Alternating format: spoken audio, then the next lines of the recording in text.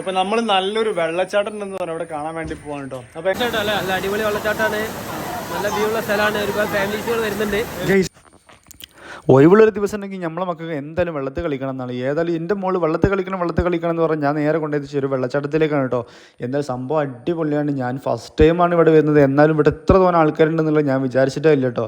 നമ്മളെ പിള്ളേർക്ക് ഏതായാലും ഭയങ്കര സന്തോഷമായി. ഞങ്ങൾ പോയ സമയത്ത് നല്ല വെള്ളവും കാര്യങ്ങളും എല്ലാം ഉണ്ടായിരുന്നു.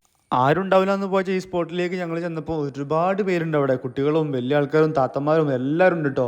എന്തായാലും നമ്മളെ പിള്ളേർക്ക് അടിപൊളിയായിട്ട് ഓല് നല്ല സൂപ്പറായിട്ട് അവിടെ നിന്ന് എൻജോയ് ചെയ്തു. കണ്ടില്ലേ അവർ കളിക്കുന്നത്.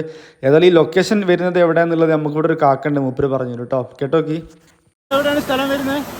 കൊട്ടപ്പുറം തലേക്കര കളന്നീർ റോഡ്. അല്ലേ?